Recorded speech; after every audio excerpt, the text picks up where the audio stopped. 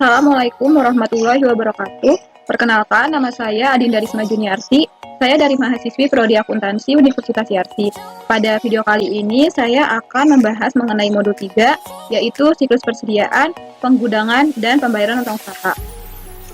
Untuk pembahasan pada video kali ini, yang pertama ada pengertian persediaan dan utang usaha, yang kedua ada informasi persediaan dan utang usaha milik PT Sugus, yang ketiga ada pengisian prosedur audit dan kertas kerja pemeriksaan. Langsung ke pembahasan yang pertama, yaitu mengenai pengertian persediaan dan utang usaha. Persediaan adalah aset lancar perusahaan yang berbentuk barang jadi atau barang yang digunakan dalam produksi perusahaan. Persediaan dibagi menjadi 3 macam, antara lain persediaan bahan baku. Persediaan bahan baku ini biasanya persediaan yang dibeli oleh perusahaan untuk mereka produksi kembali. Kemudian yang kedua ada persediaan barang dalam proses. Barang dalam proses ini biasanya persediaan yang barangnya itu ketika sudah diproduksi tapi masih setengah jadi. Kemudian yang ketiga ada persediaan barang jadi. Nah, persediaan barang jadi ini persediaan yang sudah siap dijual oleh perusahaan. Selanjutnya ada utang usaha. Utang usaha atau accounts payable adalah jumlah yang terhutang kepada pemasok ketika perusahaan membeli barang atau jasa secara kredit. Nah, ada 3 jenis utang usaha, yaitu yang pertama ada utang jangka pendek, utang jangka waktu menengah, dan utang jangka panjang. Di sini bisa kita lihat perbedaannya itu mengenai perbedaan waktu. Jadi utang jangka pendek ini biasanya relatif waktunya itu lebih rendah. Kemudian untuk utang jangka waktu menengah ini biasanya dia tidak terlalu sedikit jangka waktunya tapi juga tidak terlalu panjang. Dan untuk utang jangka panjang itu yang waktunya itu panjang. Selanjutnya untuk pembahasan yang kedua, yaitu ada informasi persediaan dan utang usaha milik PT Sugus. Pencatatan persediaan yang dilakukan oleh PT Sugus yaitu menggunakan metode masuk pertama keluar pertama. Hal ini bisa kita lihat pada buku 1 halaman 23. Di situ tertulis bahwa persediaan PT Sugus menggunakan metode masuk pertama keluar pertama, kemudian dicatat dengan sistem persediaan perpetual, artinya PT Sugus mencatat persediaannya itu dalam bentuk kartu persediaan. Dan ada 4 jenis persediaan yang dimiliki PT Sugus. Di sini persediaannya itu berupa persediaan bahan baku, persediaan bahan penolong, persediaan dalam proses, dan persediaan barang jadi. Selanjutnya, di sini ada pencatatan utang usaha. Biasanya ini utang usaha PT Sugus timbul karena adanya pembelian kredit. Kemudian terdapat 9 pemasok yang bisa kita lihat pada buku 1 halaman 92 sampai 93. Di situ ada kartu piutang sebanyak 9 pemasok. Kemudian melakukan konfirmasi atas saldo utang usaha pada tanggal 14 Januari 2019. Nah, informasi ini juga bisa kita lihat pada buku 1 halaman 3 di poin 6. Kemudian saldo utang usaha per 31 Desember 2018 menurut catatan PT Sugus sebesar Rp1.299.116.100 Ini juga bisa kita lihat pada buku 1 halaman 13. Selanjutnya yaitu pengisian prosedur audit dan kertas kerja pemeriksaan. Selanjutnya di sini kita diminta untuk yang pertama pelajari ICQ yang telah dibuat oleh Dita. Nah, di sini ICQ-nya itu bisa kita lihat pada buku 1 halaman 78 sampai 87 di mana ICQ-nya ini berisi penyimpanan dan pengawasan fisik, pembukuan persediaan, stock of name, sistem pembiayaan, order pembelian, penerimaan barang, faktur pembelian, pembelian khusus, informasi umum dan utang.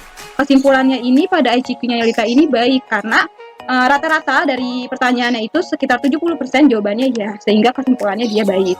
Kemudian yang kedua, di sini kita disuruh membuat prosedur audit yang diperlukan dalam pemeriksaan ini. Yang ketiga, kita diminta untuk membuat kertas kerja pemeriksaan untuk pengujian ketaatan dan kewajaran saldo. Dan yang terakhir, kita disuruh melengkapi kertas kerja neraca A2.1 dan A2.2 dan kertas kerja laba rugi yaitu A3.1 dan A3.2 yang terdapat pada modul 1 buku 2 untuk akun-akun yang terkait dengan pemeriksaan modul ini. Oke, lanjut yang next. Di sini kita diminta untuk mengisi prosedur audit. Untuk prosedur audit ini kita bisa lihat ada di buku 2 halaman 44 sampai 47 di mana prosedur ini meliputi yang pertama ini ada persediaan. Untuk pertanyaan nomor 1, salah satu cara untuk meyakinkan nilai persediaan per tanggal neraca atau laporan posisi keuangan adalah dengan melakukan pengambilan persediaan atau inventory taking. Hal-hal yang perlu diperhatikan dalam pengambilan persediaan ini meliputi yang pertama, pelajari instruksi perhitungan persediaan perusahaan dan nilai kelayakannya. Nah, karena di prosedur pertama ini kita tidak melakukannya, jadi di sini kita strip. Kemudian untuk yang kedua, kita disuruh untuk meminta daftar posisi persediaan yang mencakup nama barang, lokasi, kuantitas, dan harga per tanggal pengambilan persediaan. Nah, karena untuk yang kedua ini kita melakukannya, jadi di sini kita checklist. Kemudian yang ketiga, Sebelum kegiatan perhitungan dilakukan, periksa ketelitian pelaksanaan prosedur visa batas atau cut-off untuk penerimaan dan pengiriman barang dengan mencatat nomor terakhir dari laporan penerimaan barang, surat jalan, dan faktur penjualan. Nah, karena di sini kita melakukannya juga, jadi di sini langsung bisa kita checklist. Kemudian yang ketiga, apabila selama pengambilan persediaan aktivitas berlangsung terus, pisahkan persediaan yang mungkin akan dikirim hari itu. Nah, ini juga kita telah melakukannya, jadi ini bisa kita checklist. Kemudian yang kelima, pastikan bahwa tidak ada pengiriman dan penerimaan setelah tanggal visa batas berikut sertakan dalam perhitungan persediaan perusahaan tersebut.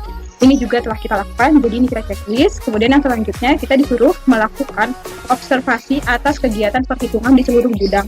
Perhitungan dapat dilakukan secara sampling terutama untuk barang pokok, material, dan mahal. Nah, ini juga kita telah lakukan, jadi ini kita checklist.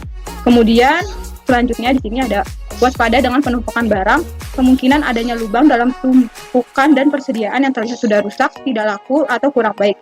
Di samping itu, waspada juga terhadap barang-barang yang tidak termasuk dalam kategori persediaan. Nah, ini juga telah kita lakukan, kita telah mewaspadai dengan penumpukan barang, jadi ini kita checklist.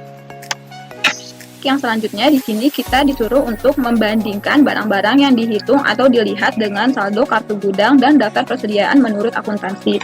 Nah, ini telah kita lakukan dan kita uji pada schedule FF1. Schedule-nya ini akan dijelaskan nanti oleh saya. Kemudian selanjutnya kita disuruh untuk memastikan bahwa semua instruksi dalam pengambilan persediaan telah dilaksanakan dengan baik. Nah, karena kita melaksanakan semua instruksi itu dengan baik, maka ini kita checklist. Kemudian ini selanjutnya, apabila pengambilan persediaan dilakukan sebelum tanggal neraca atau laporan posisi keuangan, dilakukan prosedur penarikan maju atau flash forward ke tanggal neraca atau laporan posisi keuangan, sedangkan apabila pengambilan persediaan dilakukan setelah tanggal neraca atau laporan posisi keuangan, maka dilakukan prosedur penarikan mundur atau flashback ke tanggal neraca atau laporan posisi keuangan dan buat kertas kerjanya. Nah, karena ini kita tidak melakukan kita tidak melakukan penarikan maju ataupun penarikan mundur, maka ini hanya perlu kita strip saja. Kemudian untuk yang nomor 2, ini di sini kita disuruh untuk menguji penilaian harga persediaan dengan membandingkan pada faktur atau data lain dari pelanggan. Untuk itu, pilih barang yang bernilai material. Kemudian yang selanjutnya nomor 2, di sini kita disuruh untuk uji penilaian harga persediaan dengan membandingkan pada faktur atau data lain dari pelanggan. Untuk itu, pilih barang yang bernilai material dalam daftar persediaan. Nah, ini juga kita sudah menguji, jadi kita checklist. Kemudian selanjutnya nomor 3, perhatikan kemungkinan perubahan sistem dari metode tahun lalu. Karena ini di sini juga tidak ada perubahan sistem dari metode tahun lalu, artinya sistem yang dipakai masih sama metodenya, jadi ini kita strip aja. Kemudian yang nomor 4, periksa semua penjualan dan perkalian dari metode tahun lalu. Ini telah dilakukan oleh auditor, jadi ini perlu di checklist. Kemudian yang kelima, siapkan schedule utama. Schedule utama itu berupa schedule persediaan, dan ini juga kita lakukan pada schedule F. Jadi ini nanti akan dijelaskan nanti oleh saya. Kemudian yang keenam, minta daftar persediaan yang mencakup nama barang, kuantitas, dan harga per tanggal neraca dari laporan posisi keuangan, serta cocokkan dengan buku besar. Nah, karena ini kita lakukan, jadi ini kita checklist. Kemudian yang ketujuh, di sini kita harus melakukan penelaahan analitis untuk melihat kewajaran dari nilai persediaan, misalnya dengan adanya kelebihan persediaan yang disebabkan pembelian yang berlebihan, barang yang penjualannya lambat, atau utang. Nah, ini ada di ARP 1.1. Ini karena ini kita lakukan, jadi kita buka aja langsung schedule-nya, yaitu berupa prosedur penelaahan analitis neraca. Dimana bisa kita lihat di sini persediaannya pada saldo per audit 2017-nya ini dia sebesar 1.808.167.030.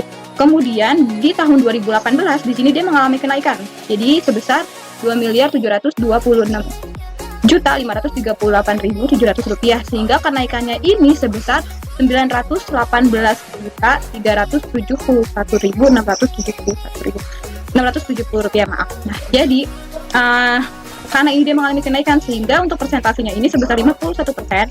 Ini didapat dari kenaikannya ini yang 980 juta dibagi dengan saldo per audit tahun 2017 bernilai 800 juta sekian. Jadi hasilnya ini 51%. Jika ini kita telah melakukan perhitungan, maka di sini kita tandai dengan tanda tick mark. Nah, selanjutnya kita ke prosedur selanjutnya yang ke-8, yaitu pastikan bahwa barang dalam perjalanan telah dibukukan sesuai dengan statusnya, yaitu syarat pembelian seperti pembelian franko gudang si penjual, free on board atau FOB shipping point, atau pembelian franko gudang si pembeli, free on board atau FOB destination point. Ini juga kita telah memastikan, jadi ini kita checklist. Kemudian untuk poin yang ke-9, Dapatkan konfirmasi untuk persediaan di luar kompleks perusahaan. Pastikan juga apakah ada bagian dari persediaan yang dijaminkan. Nah, ini juga kita lakukan. Jadi ini kita checklist. Kemudian yang ke-10, pelajari kecukupan pertanggungan asuransi. Karena di sini kita tidak mempelajari asuransi, jadi di sini kita skip saja.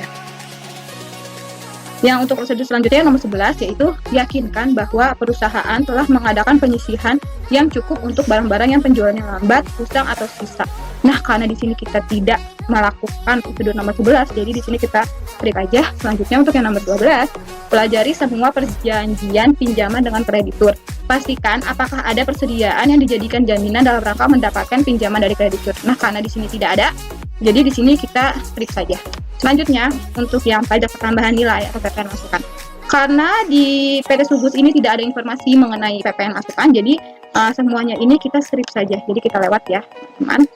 Selanjutnya di sini beban pokok penjualan. Yang pertama di sini kita harus melakukan perbandingan setiap jenis dan struktur beban yang termasuk harga pokok penjualan atau cost of goods sold dalam tahun yang diperiksa dengan tahun lalu. Analisis sebab naik atau turun yang mencolok.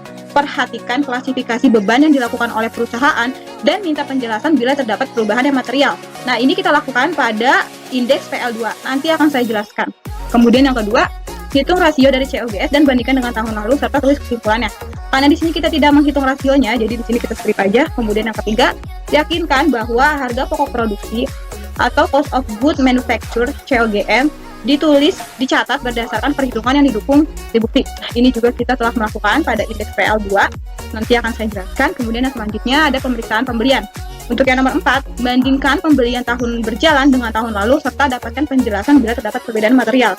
Nah, ini telah kita lakukan, jadi ini kita checklist. Kemudian untuk poin yang kelima, lakukan pemeriksaan kebijakan dan prosedur pembelian dan retur pembelian apakah ada penyimpangan.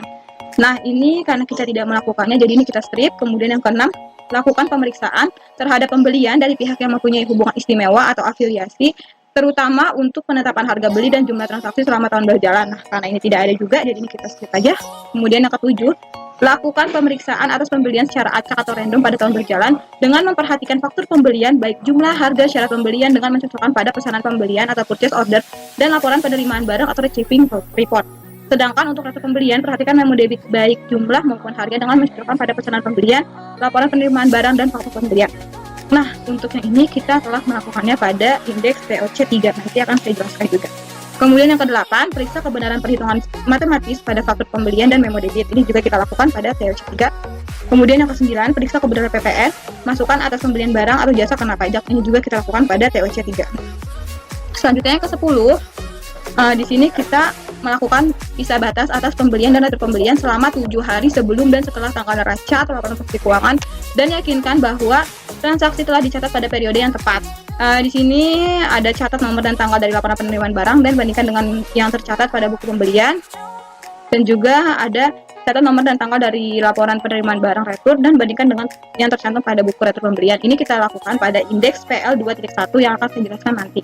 Kemudian selanjutnya yang ke-11, apabila pembelian telah dicatat untuk barang-barang yang masih berada pada gudang penjual, maka periksa kontrak pembeliannya. Ini karena tidak dilakukan, jadi ini kita skip saja. Kemudian yang ke-12, buat kesimpulan dan komentar hasil pemeriksaan. Ini karena tidak dilakukan, jadi ini kita skip. Selanjutnya ada utang usaha. Yang pertama, di sini kita harus meminta daftar utang usaha, periksa saldo masing-masing kreditur ke buku utang, lakukan rekonsiliasi dengan saldo buku utang. Nah, ini telah kita lakukan pada indeks M1 yang akan dijelaskan nanti. Kemudian selanjutnya yang kedua, tentukan saldo yang akan dikonfirmasi dan kirimkan surat konfirmasi kepada kreditur. Nah, ini juga kita lakukan pada indeks MM1.1. Selanjutnya yang ketiga, catat utang bersaldo debit, periksa penyebabnya dan teliti sejak kapan terjadinya serta lakukan konfirmasi atas saldo tersebut. Nah, karena ini tidak kita lakukan, jadi ini kita strip. Kemudian yang keempat, pisahkan antara utang pada perusahaan afiliasi, utang kepada direksi pemegang saham, utang untuk pembayaran pembelian aset tetap, dan lain-lain. Nah, karena ini juga tidak kita lakukan, jadi ini kita strip. Baik, lanjut yang nomor 5, minta daftar mutasi penjual sebagai pelengkap atau pengganti surat konfirmasi atas saldo akhir dalam keadaan sebagai berikut. Yang pertama, terdapat pemasok penting yang saldonya tidak diketahui pertanggal neraca konfirmasi. Yang kedua, bila saldo akhir akun utang digunakan. Yang ketiga, bila pengendalian internal atas pembelian dianggap selalu lemah. Nah, karena ini tidak kita lakukan, jadi ini kita skip saja. Selanjutnya yang keenam, teliti setiap selisih yang ada antara surat balasan konfirmasi dengan saldo menurut buku utang. Ini kita lakukan pada indeks MM1.1. Kemudian yang ketujuh, bila konfirmasi tidak dijawab, maka lakukan alternatif prosedur dengan memeriksa faktur atau dokumentasi laporan dari pemasok serta melakukan uji terhadap pembayaran setelah tanggal neraca atau laporan posisi keuangan. Nah, ini karena dilakukan pada indeks MM1.1 maka ditulis MM1.1. Kemudian yang ke-8, di sini bila konfirmasi dilakukan atas saldo sebelum tanggal neraca atau laporan posisi keuangan agar mendapat keyakinan tentang kebenaran saldo utang usaha pada neraca atau laporan posisi keuangan, maka perlu dilakukan prosedur tambahan seperti yang pertama, minta daftar utang per tanggal neraca atau laporan posisi keuangan, periksa penjumlahan dan cocokkan saldo jumlahnya dengan saldo menurut akun kontrol buku besar. Yang kedua, periksa terhadap saldo yang benar dan tidak lazim atau bersaldo debit. Yang ketiga, periksa akun kontrol pada buku besar atas transaksi yang terjadi antara tanggal yang saldonya dikonfirmasi dengan tanggal neraca atau laporan posisi keuangan dan periksa transaksi yang tidak lazim. Ini karena dilakukan, jadi ini kita checklist. Kemudian yang ke-9, periksa persoalan apa yang belum terselesaikan dan selidiki mengapa sampai terjadi persoalan tersebut. Ini kalau dilakukan jadi ini di checklist. Kemudian yang ke-10, lakukan tes subsequent payment dan uji visa batas. Untuk visa batas tanggal neraca atau laporan posisi keuangan, ini kita lakukan pada indeks MM1.1. Kemudian yang ke-11, buat kertas kerja dan kesimpulan hasil pemeriksaan. Ini juga kita lakukan pada indeks M1. Prosedur audit ini dibuat oleh Wijaya, diperiksa oleh Adinda Risma Juniarti atau nama kalian pada tanggal 15 Januari 2019 sampai dengan tanggal 12 Maret 2019. Kemudian selanjutnya di sini saya akan menjelaskan mengenai jurnal koreksi yang diperlukan pada modul ini, di mana jurnal koreksi ini bisa kita lihat datanya pada buku 1 halaman 91.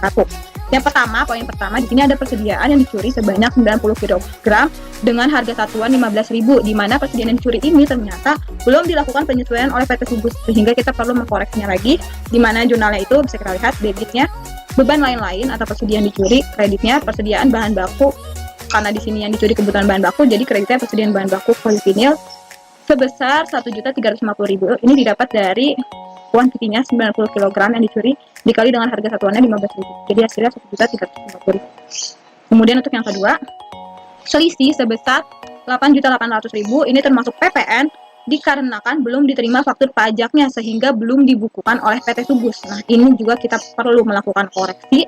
Jadi di sini kita mengkoreksi dengan akun di debitnya karena kebetulan di sini barangnya juga persediaan bahan baku, jadi debitnya persediaan bahan baku yaitu berupa PS. Di debit sebesar 8 juta ini didapat dari 100 dibagi 110 dikali 8.800 yang tertera di sini. Dia hasilnya 8 juta. Kemudian yang di debit selanjutnya ini ada PPN masukan. Di sini sebesar 800.000 didapat dari 10% dikali dengan 8 juta, hasilnya 800.000. Kemudian di kredit utang usaha sebesar 8.800.000 ini didapat dari soal. Selanjutnya, untuk yang poin ketiga, persediaan yang rusak karena terendam banjir sebanyak 10.000 pieces dengan harga satuannya 1.100. Nah, jadi di sini persediaannya ada rusak karena terendam banjir dan ini juga belum dilakukan penyesuaian oleh PT Subus sehingga kita perlu mengkoreksinya dengan koreksi jurnalnya. Di debit, beban lain-lain, buka kurung persediaan rusak sebesar 11 juta ini didapat dari 10.000 pieces dikali dengan harga satuannya 1.100. Kemudian di kreditnya persediaan bahan penolong karena kebetulan yang rusak ini bahan penolong, jadi persediaan bahan penolongnya di kredit sebesar 11 juta. Kemudian yang selanjutnya untuk yang poin keempat, di sini persediaan yang dititipkan secara konsinyasi sebanyak 2.000 kg dengan harga satuan Rp15.910. Nah, di sini karena persediaan yang dititipkan secara konsinyasi, maka kita perlu melakukan penyesuaian atas transaksi ini dengan mendebit akun piutang usaha sebesar Rp31.820.000 ini didapat dari 2.000 kg dikali dengan Rp15.910. Kemudian di kreditnya persediaan barang jadi sama sebesar Rp31.820. Baik, untuk yang selanjutnya yang nomor poin kelima yaitu persediaan yang diambil sebagai sampel promosi dengan gratis sebanyak 1.000 kg dengan harga satuannya Rp15.910. Nah, di sini karena persediaannya diambil sebagai promosi, ini juga bisa kita hitung PPN-nya karena dia di PPN secara cuma-cuma dan ini juga bisa kita hitung, maka di sini kreditnya karena dia diambil kredit aja persediaan barang jadi senilai Rp15.910.000 ini didapat dari 1.000 kg dikali dengan harga satuan Rp15.910. Jadi Rp15.910.000. Kemudian di kredit juga ada PPN keluaran sebesar Rp1.591.000 ini didapat dari 10% dikali dengan persediaan barang jadinya. Jadi hasilnya segini. Kemudian di debitnya ada beban promosi sebesar Rp17.501.000 ini didapat dari penjumlahan Rp15.910.000 ditambah Rp1.591.000 hasilnya Rp17.501.000. Kemudian yang terakhir di sini ada upah yang belum dibayar sebesar 15 juta. Nah, ini kita perlu koreksi dengan jurnal koreksi upah langsung sebesar 15 juta. Di kreditnya upah yang masih harus dibayar sebesar 15 juta. Sehingga ini jurnal koreksi ini jumlah debitnya sebesar 85.471.000 dan di kreditnya juga sama 85.471.000. Nah, di sini kita akan masuk ke schedule yang pertama, yaitu schedule persediaan pada indeks F. Ini bisa kita lihat schedule-nya pada buku 2 halaman 48. Di mana persediaan ini ada 4, seperti yang tadi sudah dijelaskan di awal. Ada persediaan barang jadi dengan saldo akhirnya itu sebesar 1.778.081.000. Kemudian ada persediaan barang dalam proses dengan saldonya 290.107.800. Kemudian ada persediaan bahan baku dengan saldonya 520.506.300. Kemudian ada persediaan bahan penolong. Di sini saldonya 137.843.600. Nah, pada jurnal koreksi yang telah kita buat, kan di sini tadi ada beberapa indeks ya. Maksudnya di sini ada persediaan bahan baku yang berkurang, yang bertambah, kemudian ada persediaan bahan penolong yang berkurang, ada persediaan bahan jadi yang berkurang, persediaan bahan jadi yang berkurang juga. Nah, ini bisa kita langsung masukkan ke sini. Jadi untuk yang dari yang pertama persediaan barang jadi, ini ada pare, jadi ada perbedaan gitu.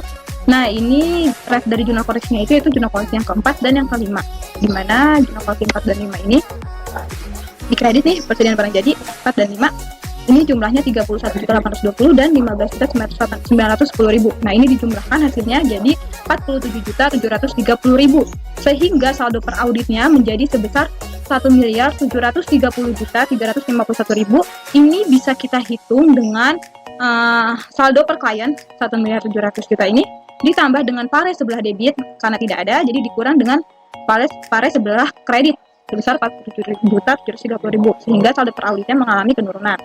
Karena di sini kita telah melakukan perhitungan, maka kita perlu melakukan tanda pitch make di sampingnya.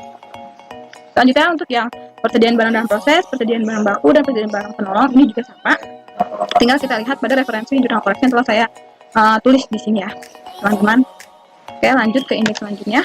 Di sini ada schedule persediaan barang jadi. Jadi teman-teman, di schedule persediaan barang jadi ini ternyata dia ada beberapa macam-macamnya. Yang pertama ada Rukofin SP500, SP800, SP1000 dan SP1500. Nah, di sini saldonya juga udah dirinci masing-masing sebesar segini. Jumlahnya ini pun harus sama dengan yang indeks sebelumnya, 1.778. Sama ya, teman-teman. Nah, di sini parenya ini di jurnal koreksi nomor 4 ternyata dia tadi itu barangnya milik si Rukofin SP500. Jadi kita masukkan di kreditnya segini, teman-teman. Kemudian sehingga saldo per auditnya masih sama cara ngitungnya, yaitu saldo per klien sebesar 628.445.000 ini ditambah dengan yang debit dikurangi dengan yang kredit 31.820 sehingga saldonya berkurang menjadi 596.625.000. Sama selanjutnya juga tinggal kita sesuaikan, kita cari saja nama-namanya. Sehingga di sini jumlahnya pun harus sama 1.730.000.000 dengan yang di sini. Nah, ini karena sama, jadi ya udah. Nah, baik teman-teman, jadi selanjutnya di sini ada schedule persediaan dalam proses, di mana schedule ini bisa kita lihat pada buku 2 halaman 52. Nah, ini juga sama dengan yang sebelumnya persediaan barang jadi. Jadi ternyata persediaan barang dalam proses ini dibagi menjadi dua macam. Ada yang nomor 377 dan nomor 378. Di mana saldonya itu masing-masing sebesar segini, sehingga jumlahnya ini harus sama dengan jumlah yang di sini. 290 juta namanya teman-teman. Kemudian di sini kan ada koreksi pada poin 6 di sini sebesar 15 juta di debit. Nah, jadi ini ada perubahan saldo per auditnya, sama cara ngitungnya, yaitu dari saldo per klien ditambah dengan pare sebelah debit dikurangi dengan pare sebelah kredit. Jadi hasilnya ini sebesar 142.791.900 rupiah. Karena ini dilakukan perhitungan, maka kita perlu ngasih di sini tanda pitch make.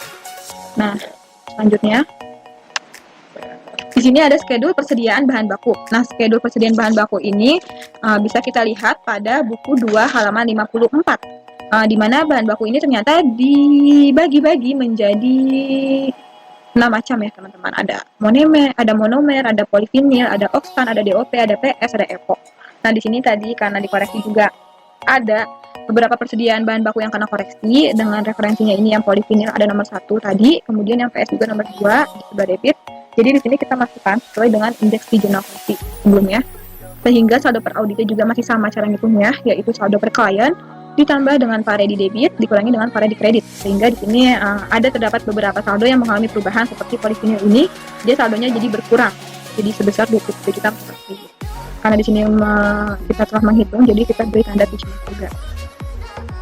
Selanjutnya, di sini ada schedule persediaan bahan penolong. Nah, ini juga bisa kita lihat pada buku 2 halaman 56, di mana di sini persediaan bahan penolong ini ternyata dibagi menjadi 4 macam. Ternyata ada drum warna, drum polos, cotton box, dan lem dengan saldo masing-masingnya sebesar segini.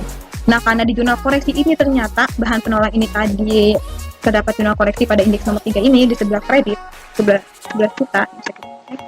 Nah, ini persediaan bahan penolong kredit 11 juta. Ini jadi kita masukkan pada parenya di kredit sebesar 11 juta. Ternyata di situ yang terkena pare itu ternyata di cotton box. Jadi berapa saja di sini. Kemudian untuk saldo per auditnya masih sama caranya teman-teman, yaitu saldo per klien ditambah dengan debit dikurangi dengan kredit. Jadi sehingga yang cotton box ini karena dia ada penyesuaian, dia mengalami penurunan. Jadi saldonya sebesar 57.838.000. Nah, karena ini ada perhitungan, jadi ini kita beri tanda cuci. Baik, untuk yang selanjutnya di sini kita membahas schedule mengenai perhitungan fisik persediaan. Di mana schedule perhitungan fisik persediaan ini bisa kita lihat pada buku 2 halaman 58, dan untuk data-datanya ini yang kita masukkan ini bisa kita lihat pada buku 1 halaman 90. Nah, di sini pengambilan persediaannya ini pada tanggal 1 Januari 2019, ini bisa kita lihat pada buku 1 halaman 3. Kemudian dilakukannya itu untuk melakukan perhitungan fisik persediaan, lokasinya itu di gudang PT Sugus. Nah, di sini persediaannya ini ada bahan baku yang pertama berupa monomer. Monomer ini di kartu sebesar 51.500, kemudian fisiknya juga sama sebesar 51.500. Jadi tidak ada perbedaan. Untuk yang selanjutnya, polivinil di kartunya ini sebesar 1.650.000. Tapi ternyata di fisiknya ini lebih sedikit, teman-teman, yaitu sebesar 1.560. Nah, di sini ada perbedaan sebesar 90 didapat dari 1.650 dikurangi 1.560. Nah, perbedaannya ini ternyata karena bahan bakunya itu dicuri, teman-teman. Selanjutnya yang ketiga ada oksan. Di kartu dan fisik jumlahnya sama sebesar 24.758. Untuk DDP di kartu dan fisik juga jumlahnya sama sebesar 3.400. Kemudian di PS di sini di kartunya sebesar 2.350. Tapi ternyata di fisiknya ini lebih banyak, teman-teman, sebesar 2.850.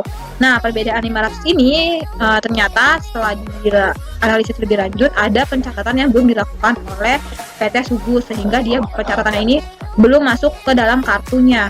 Kemudian untuk yang EPO di sini kartu dan fisik sama sebanyak 1 kg. Selanjutnya yang kedua ada bahan penolong. Bahan penolong ini yang pertama ada drum warna. Drum warna ini untuk kartu dan fisik jumlahnya sama sebesar 90.000 kaleng. Kemudian untuk drum polos juga sama, di kartu dan fisik jumlahnya juga sama sebesar 80.000 kaleng. Kemudian untuk cotton box di sini di kartunya sebesar 62.580. Tapi ternyata setelah kita lakukan cek fisik, dia lebih sedikit jumlahnya, yaitu sebesar 52.580. Selisih 10.000 ini ternyata bahannya ini terendam banjir dan belum dibukukan oleh PT Sugus. Kemudian yang terakhir di sini ada lem, sama jumlahnya sebesar 1 kaleng. Kemudian untuk persediaan akhir yang pertama ada Rukovin SP500. Di sini di kartunya ini sebesar 39.500, tapi ternyata fisiknya itu hanya sebesar 30.500. Nah, perbedaannya ini sebesar 2.000, ternyata barangnya ini dititipkan secara konsinyasi, teman-teman. Selanjutnya untuk yang kedua Rukovin SP800. Di sini kartu dan fisiknya sama, jumlahnya sebesar 36.500. Kemudian selanjutnya untuk Rukovin SP1000, di sini di kartunya sebesar 28.854. Tapi di fisiknya itu hanya 27.854. Nah, di sini ada perbedaan sebesar 1.000. Ini dikarenakan barang tersebut diambil untuk sampel promosi secara gratis. Kemudian selanjutnya Rukovin SP1500. Ini di kartunya sebesar 6.904,7. Ternyata di fisiknya juga sama, segini hasilnya. Baik teman-teman, jadi ini schedule-nya itu dibuat oleh Wijaya pada tanggal 15 Januari 2019, diperiksa oleh nama kalian, yaitu nama saya Dinda Risma Juniarti pada tanggal 12 Maret 2019. Untuk schedule selanjutnya di sini ada schedule uji transaksi pembelian, di mana schedule ini bisa kita lihat pada buku 2 halaman 59. Nah, untuk data-datanya ini di sini bisa kita lihat di dokumen-dokumen terkait, yaitu ada di buku 1 halaman 99 sampai dengan halaman 101. Nah, untuk order pembelian ini tanggal 29 Desember 2018, dengan nomornya itu nomor 00279 atas nama pelanggan PT Delta, jumlahnya sebesar 20 juta. Nah, untuk bukti pendukungnya ini ada, jadi kita centang. Kemudian untuk otorisasinya ini juga ada, jadi kita centang. Kemudian untuk putingnya juga, ini kita melakukan perhitungan ya teman-teman, pengecekan. Nah, ternyata setelah kita lakukan perhitungan, ada selisih teman-teman. Jadi jumlahnya ini ternyata nggak sama. Nah, perhitungannya itu untuk perusahaan atas PT Delta itu seharusnya itu 3.500.000 teman-teman. Itu bisa kita dapat dari perkalian, yaitu 1.250 dikali dengan 2.800, itu hasilnya harusnya 3.500.000, tetapi ditulisnya sebesar 70 juta oleh PT Delta. Jadi di sini kita menemukan perbedaan perhitungan pada bukti order pembeliannya. Kemudian ini kita sudah periksa pada buku pembelian, kita juga periksa pada kartu persediaan dan buku besar. Selanjutnya untuk yang nomor 2 masih sama tanggalnya, hanya nomor aja yang berbeda, yaitu 280 atas nama PT Elang. Jumlahnya itu sebesar 30 juta, bukti pendukungnya ada, otorisasinya juga ini ada tanda tangan dari perusahaan itu ada. Kemudian untuk footingnya, perhitungannya ini ternyata kita juga menemukan perbedaan, teman-teman. Jadi di sini dia belum benar jumlahnya, karena itu harusnya itu 29.992.000, itu didapat dari 1.840 dikali 16.300, tetapi ditulisnya ditulisnya di bukti order pembelian itu sebesar 30 juta. Jadi ada selisih sebesar 8.000. Oke, untuk yang selanjutnya dengan nomor 281 atas nama PT Fitra sebesar 40 juta. Di sini bukti pendukungnya ada, otorisasinya juga ada. Kemudian untuk footing perhitungannya ini ternyata ada perbedaan. Jadi setelah dilakukan perhitungan, ini belum benar jumlahnya, karena seharusnya itu 40.800.000 rupiah, tetapi ditulisnya itu hanya sebesar 40 juta. Nah, untuk buku pembelian, kartu persediaan dan juga buku besar ini ada semua. Jadi ini kita cek. Selanjutnya untuk 282 ada PT Gaya sebesar 50 juta. Bukti pendukungnya ada, otorisasinya ada, footingnya pun di sini ada perbedaan perhitungan, teman-teman. Jadi PT Gaya itu belum benar jumlahnya. Jadi itu seharusnya 49.999.600 rupiah, tetapi ditulisnya ini di order pembeliannya itu sebesar 50 juta. Nah, untuk buku pembelian, kartu persediaan dan juga buku besar ini ada semua. Selanjutnya untuk 283 dengan nama PT Hero sebesar 60 juta, bukti pendukungnya ada, otorisasinya pun juga dilakukan otorisasinya. Selanjutnya footingnya pun ternyata ada perbedaan. Jadi seharusnya itu untuk PT Hero itu seharusnya sebesar 60.300.000 rupiah, tetapi ditulisnya hanya 60 juta. Nah, untuk buku pembelian, kartu persediaan dan buku besarnya pun ini dilakukan ada, jadi ini bisa tulis. Selanjutnya untuk nomor 284 atas nama PT Indah, di sini jumlahnya 70 juta. Bukti pendukung, otorisasi dan footing ini kita sudah lakukan dan ternyata ini analisanya benar semua. Kemudian untuk buku pembelian, kartu persediaan dan buku besar pun ada, jadi ini kita catat. Nah, ini dibuat oleh Wijaya pada tanggal 15 Januari 2019, kemudian diperiksa oleh nama kalian, yaitu nama saya Dinda Risma Juniarti pada tanggal 12 Maret 2019. Oke, teman-teman, selanjutnya di sini ada schedule utang usaha indeks M1. Ini bisa kita lihat pada buku 2 halaman 60, yang data-datanya ini bisa kita lihat juga di buku 1 halaman 94. Nah, di sini ada 9 pemasok yang sudah saya jelaskan di awal. Nah, ini ada saldonya dengan masing-masing pemasok, saldonya sebesar ini. Kemudian untuk parenya ini kita bisa lihat nih, di sini ada perbedaan. Ini bisa kita lihat pada buku 1 halaman 94. Yang pertama di sini ada PT Berkat, dia ada pare sebesar 990.000 di debit. Jadi si PT Berkat ini ternyata dia nggak setuju. Jawaban konfirmasinya itu dia tidak setuju karena ada kesalahan pencatatan. Jadi kurang sebesar 990 rupiah oleh perusahaan. Nah, makanya ini perlu kita lakukan koreksi ya, teman-teman. Jadi koreksinya ini karena ada kesalahan pencatatan. Jadi di debitnya utang usaha sebesar 990.000 kali kas atau bank sebesar 990.000, sehingga saldonya ini menjadi berkurang, teman-teman. Karena harusnya saldonya lebih kecil, tapi ternyata perusahaan mencatatnya itu terlalu sedikit. Selanjutnya untuk yang perbedaan selanjutnya ada di PT Delta. PT Delta ini ada kesalahan karena adanya pembelian yang belum tercatat tanggal 31 Desember 2018. Nah, pembelian ini belum tercatat oleh perusahaan di tanggal segini. Makanya ini kita perlu lakukan koreksi dengan jurnalnya itu di debit persediaan sebesar 8 juta. Ini didapat dari 100 per 110 dikali 8.800. PPN masukan di debit sebesar 800.000 didapat dari 10% dikali 8 juta dan utang usaha di kredit 8.800. Nah, ini dimasukkan parenya di kredit sebesar 8.800. Selanjutnya ada PT Elang di sini. PT Elang di sini dia ada giro yang ternyata belum dikeliringkan sebesar 2 juta. Nah, ini perlu kita lakukan jurnal penyesuaiannya. Dengan jurnalnya itu di debit giro atau bank sebesar 2 juta dan utang usaha di kredit sebesar 2 juta. Jadi parenya dimasukkan ke dalam kredit PT Elang 2 juta. Sehingga saldo per auditnya ini bisa kita hitung dengan saldo per klien ditambah pare sebelah debit dan dikurangi dengan pare sebelah kredit. Jadi hasilnya teman-teman bisa kita lihat begini. Karena sudah dilakukan perhitungan, maka ini kita tandakan dengan tanda Tishna. Selanjutnya, untuk yang 9.410 ini adalah selisih kredit dan juga debit.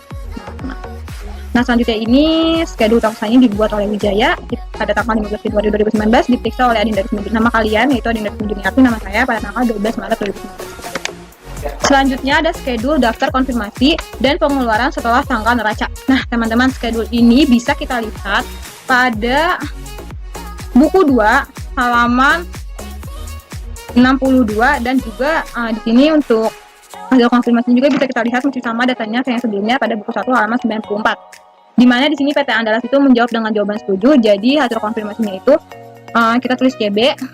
Nah, untuk hasil konfirmasi ini juga untuk ininya teman-teman, untuk kode-kodenya CB, RD atau yang lainnya itu bisa kita lihat pada buku 1 halaman 11.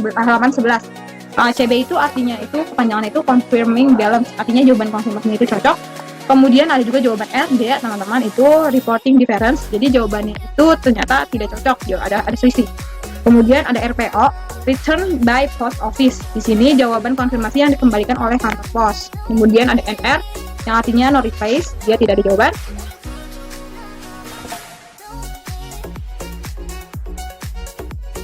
Kemudian ada PBC, yaitu prepared by client, artinya laporan itu dibuat oleh klien, diletakkan di sudut kanan dan diberi tanggal terimanya. Nah, di sini PT Andalas itu dia menjawab dengan jawaban setuju teman-teman, jadi kita tulis hasil konfirmasinya ini CB, tidak ada perbedaan.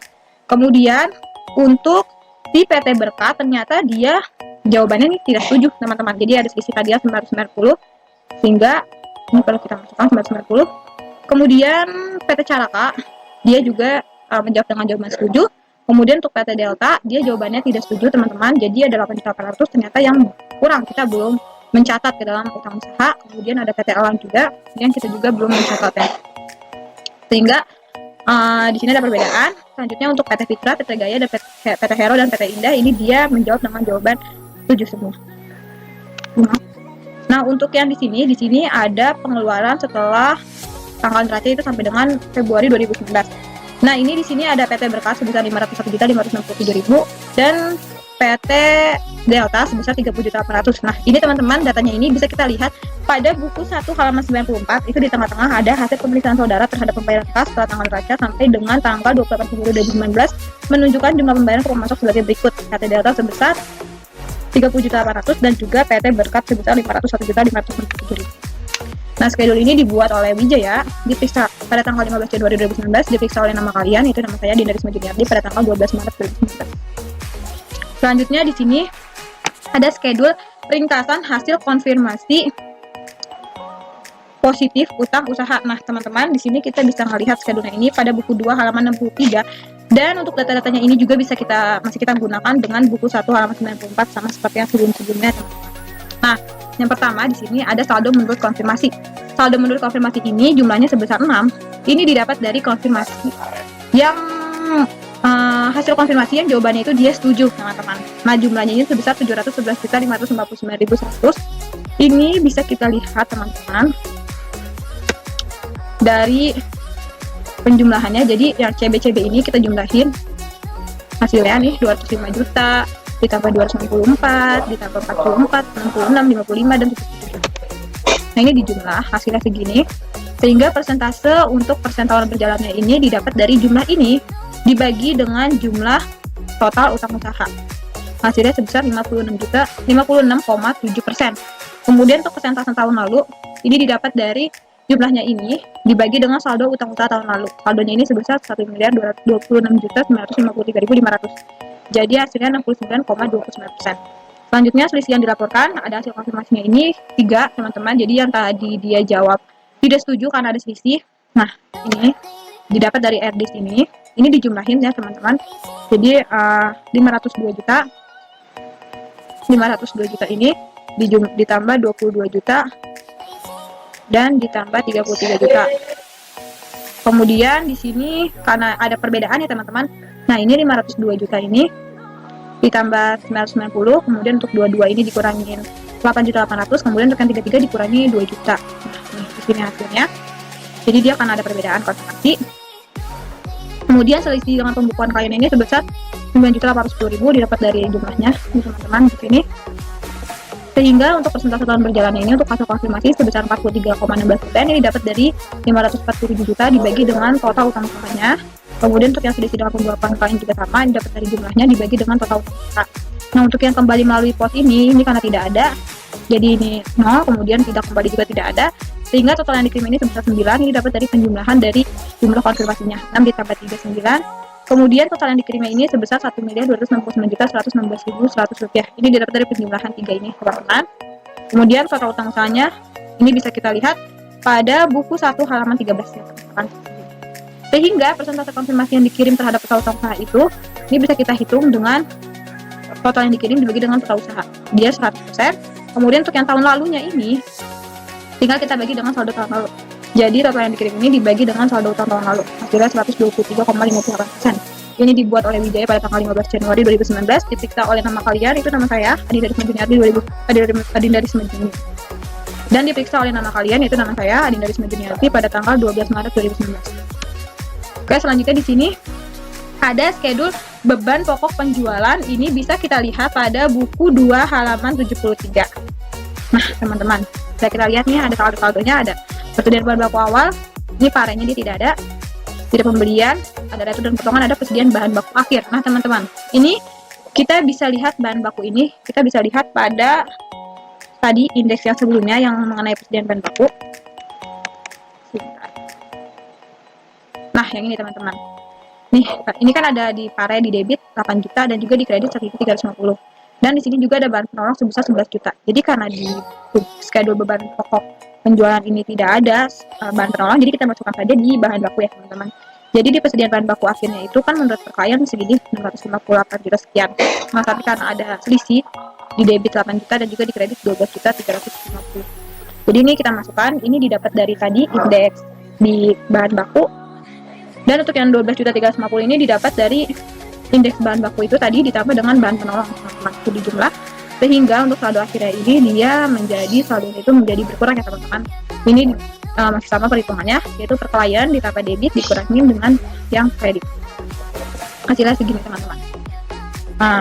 Hasil per audit ya. Jadi untuk persediaan bahan baku awal juga tidak ada perubahan, masih sama 338 juta. Untuk yang pembelian juga tidak ada perubahan, masih sama 31 miliar sekian. Kemudian untuk yang retur dan potongan pembelian tidak ada perubahan, masih sama minus 139 juta sekian. Kemudian untuk persediaan bahan baku akhir ini ada perubahan ya, teman-teman, yaitu menjadi sebesar minus 653 juta yang tadinya 658 juta. Selanjutnya di sini ada tenaga kerja langsung. Di sini sama 1 miliar 976 juta. Kemudian ada bensin, beban listrik, beban penyusutan, beban perbaikan dan pemeliharaan, beban asuransi, dan beban lain-lain. Ini juga nominalnya masih sama, teman-teman.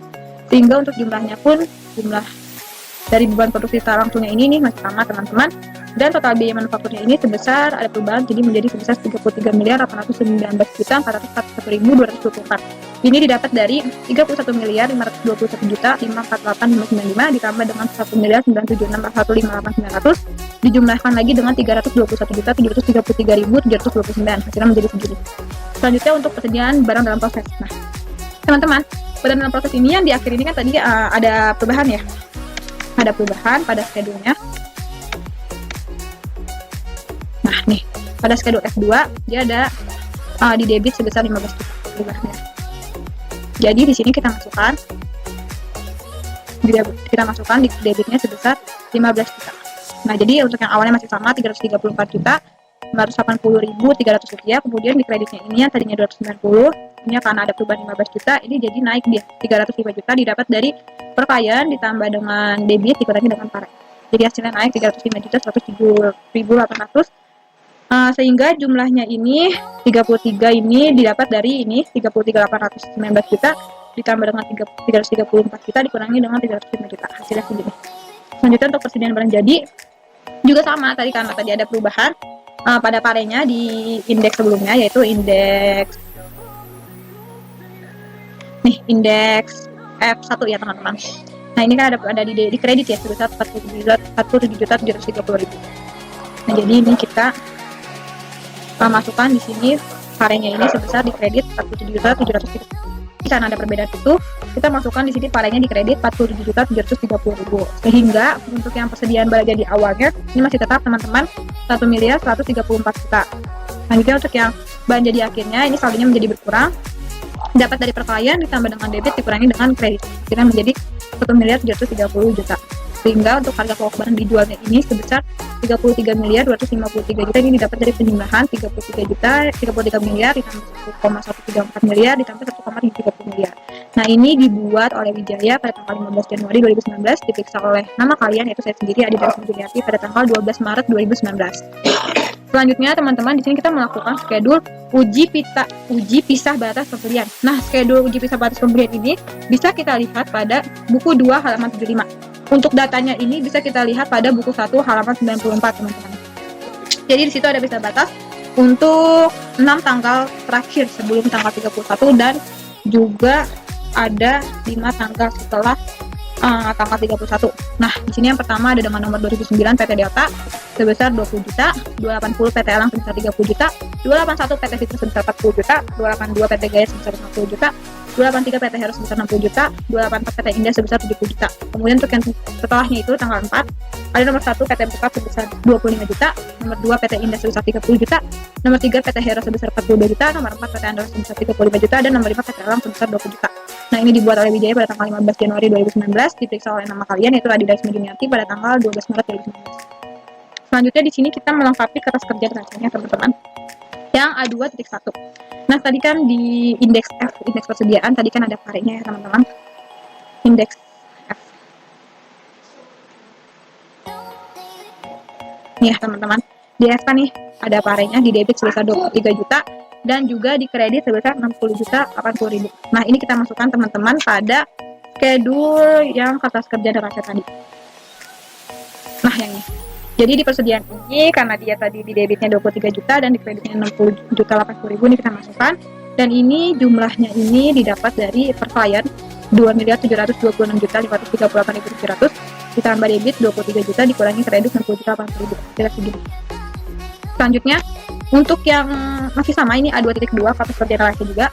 Ini kita memasukkan yang indeks M1 di utang usaha tadi. Yang ini teman-teman. Nah, ini teman-teman. Jadi kan di debitnya ada 990.000 dan di kreditnya ada 10 juta 800 ribu. Nah, ini kita masukkan ke dalam sini. Nah, yang ini ya teman-teman, di debit 990.000, di kreditnya 10 juta 800, sehingga saldo per auditnya didapat dari per klien yaitu 1.269.111.100 ditambah dengan debit 990.000 dikurangi dengan kredit 10.800.000. Jadi hasilnya 1.278.126.100. Nah, ini dibuat oleh Wijaya pada tanggal 15 Januari 2019 dan diperiksa oleh nama kalian yaitu nama saya Didadima pada tanggal 12 Maret 2019. Baik teman-teman, untuk yang selanjutnya di sini saya akan menjelaskan mengenai usulan dari dampak kertas kerja neraca ini. Jadi kan di persediaan ini dia kan ada pare sebelah debit sebesar 23 juta dan pare sebelah kredit sebesar 60 juta 80 ribu. Nah, ini kan tadi dampaknya ini karena dia ini ada persediaan yang dicuri, terus juga ada juga persediaan yang terkena banjir jadi rusak. Nah, jadi itu di sini karena adanya penyebab-penyebab ini mengakibatkan saldo per auditnya ini di 2018 ini menjadi berkurang, teman-teman. Jadi karena dampak dari persediaannya itu tadi ada beberapa macam ya.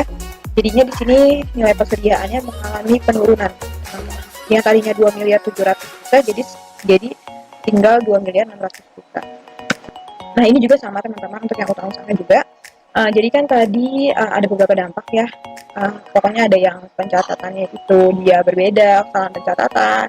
Terus ada yang pembelian juga belum dimasukkan, sama ada setoran giro clearing juga. Nah, ini dia sehingga kan ada dampak-dampak itu ya, penyebabnya. Jadi dia dampaknya di sini saldonya menjadi bertambah, teman-teman, malah bertambah. Karena kan dia saldonya di kredit. Jadi untuk menghitung per auditnya itu kan tadi per klien ditambah kredit dikurangi debit, akhirnya jadi bertambah. Nah, karena tadi penyebab itu, maka usulan dampaknya ini dia menjadi bertambah. Oke teman-teman, jadi sekian video presentasi dari saya mengenai modul 3 ini. Kurang lebihnya mohon maaf. Atas perhatiannya saya ucapkan terima kasih. Wassalamualaikum warahmatullahi wabarakatuh.